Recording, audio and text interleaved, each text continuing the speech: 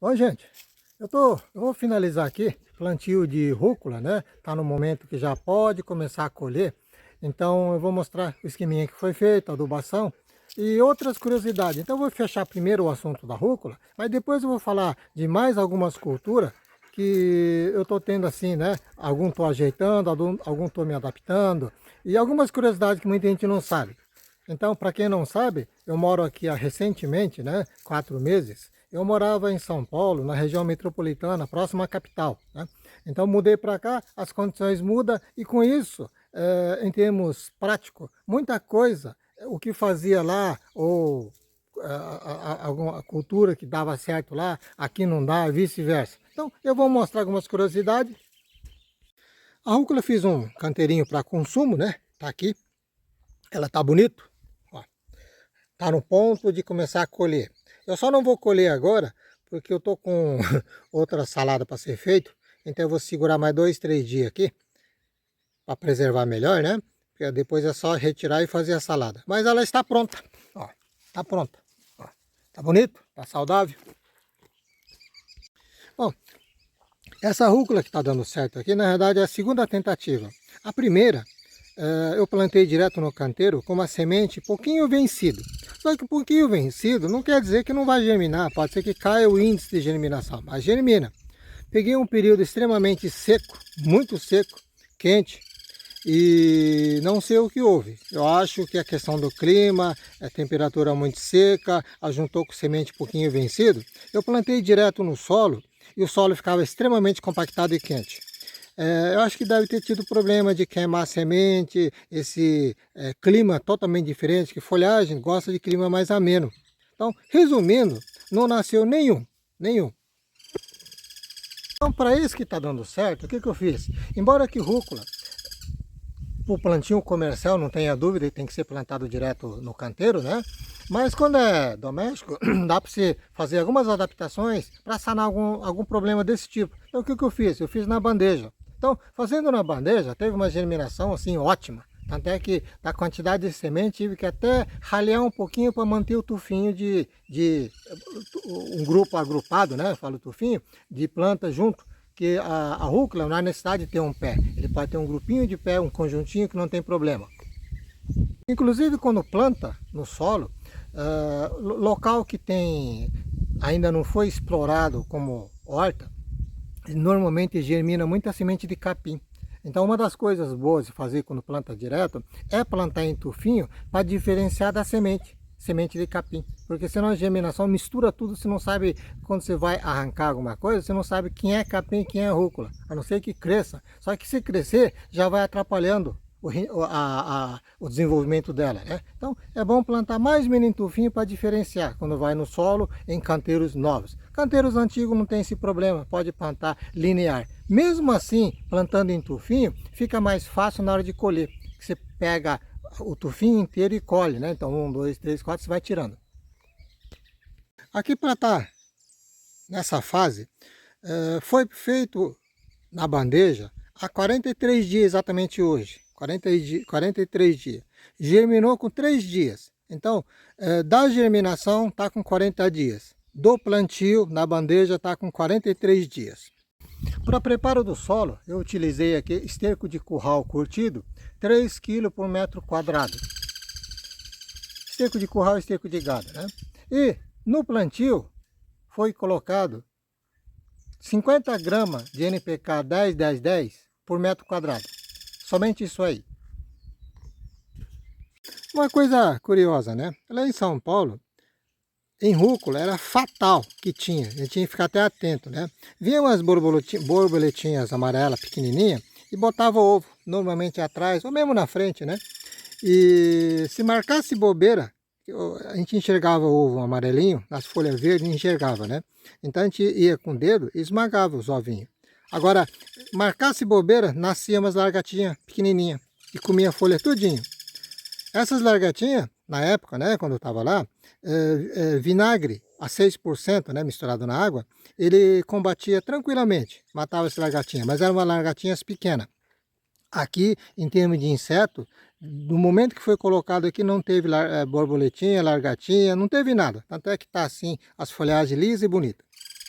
Agora eu vou mostrar um pé de alface, variedade mimosa, que sobrou um pé somente, eu deixei só para acompanhar o que ia acontecer, né? Eu vou mostrar um detalhezinho dela, porque ela, ao mesmo tempo que está se formando para ficar pronto, digamos assim, o tendão dela, o central, que prepara para soltar a semente, ela está crescendo.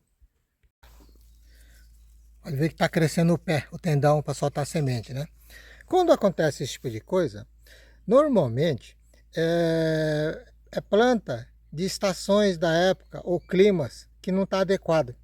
Então, é planta de inverno plantada no verão, ou vice-versa, ou planta recomendada para a região, digamos, sudeste, aí eu estou aqui no centro-oeste. Então, essa questão climática, que está o inverso do que seria para ela, faz com que ela desenvolva para soltar semente rapidamente.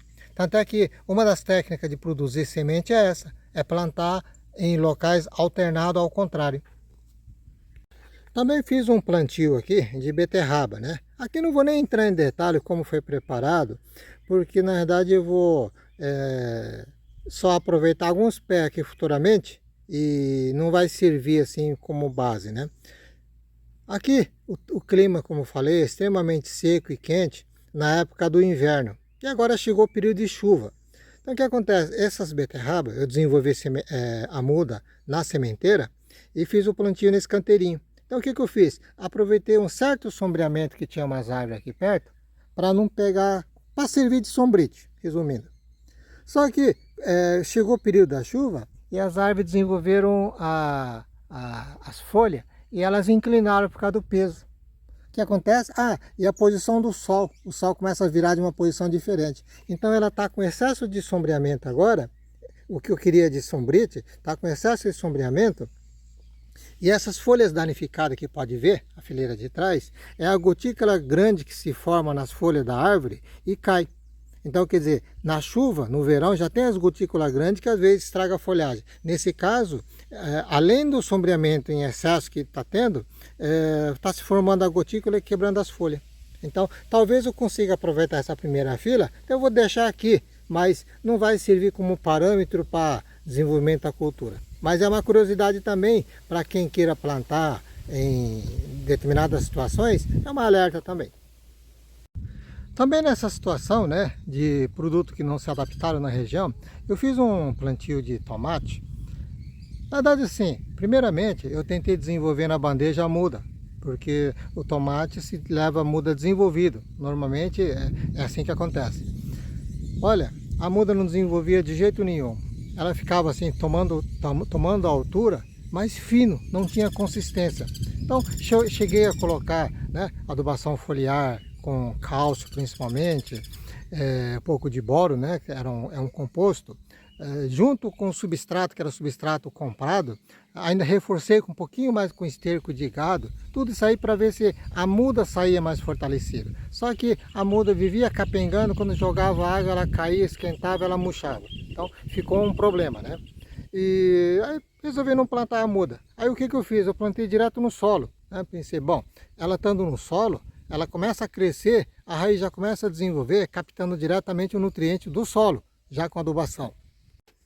Bom, aí o que eu fiz? Eu plantei direto no solo, só que aí eu dividi. Como já estava meio desconfiado, eu coloquei algumas mudas de tomate cereja, que vai aqui para frente, muda não, semente, né? E para trás, eu já arranquei, radiquei ontem, coloquei semente dessa mesma variedade que foi feita na bandeja. Aí no solo, ela acontecia a mesma coisa. Então, muita gente pode falar, estava faltando potássio porque tomate fica acamando, porque conforme chovia forte, vento, ela ficava tombando. Mas não é, está com uma estrutura boa de adubação. Isso aí, na minha opinião, é a variedade que não está adequada para a região. Agora, nesse trechinho que estou gravando, vocês vão ouvir um mugido de vaca, é que separaram os bezerros aqui, elas estão chamando bezerro. Agora uma coisa que eu tenho feito, né? Comecei a fazer. Aqui tem um solo mais escuro. Aqui em Goiás o pessoal chama de preta, mas não é bem preta, né? Que às vezes quando em São Paulo fala que é preto mesmo. Mas se tratando de Goiás, um solo bem mais escuro, um solo argiloso bom. Só que todas as coisas que se planta no solo direto, até a germinação, principalmente a hortaliça, que é mais sensível, ela sofre para germinar e começar a sustentar, porque o solo tem a tendência de ir compactando a camada de cima, né? Então, depois que está meio grandinho, você chega com uma ferramenta e dá uma descompactada, que ela fica assim, absorve mais nutrientes, oxigena as raízes, a terra, né? Então fica bem melhor. Mas enquanto é na fase da germinação e até uns 20 dias aproximadamente, praticamente em quase todos os tipos de hortaliça e verdura, ela tem essa dificuldade. Aí o que eu comecei a fazer e está dando certo? Eu tenho colocado, eu faço a covinha e eu coloco o substrato em cima, justamente para deixar livre, para poder respirar a semente e a plantinha nova. Então a raiz vai direto para o solo e a parte aérea ela encontra o substrato até se desenvolver. Aí o que acontece? Para esses produtos, né, que é comercializado mundialmente, os famosos commodities, né, soja, milho, trigo, essas coisas todas, tem um desenvolvimento, pastagem também, capim, dos órgãos de pesquisa para determinada região. Quando chega na parte de verduras e hortaliças, ela não é tão difundida. Então, na maioria das vezes, a cultura está sendo indicada para a região sudeste para baixo, né? Na grande maioria. Na região que é quente, chove muito, as temperaturas são diferentes, não tem variedade específica. Um e outro dá certo, mas não tem uma variedade específica. Então, às vezes a gente sofre um pouco com isso aí.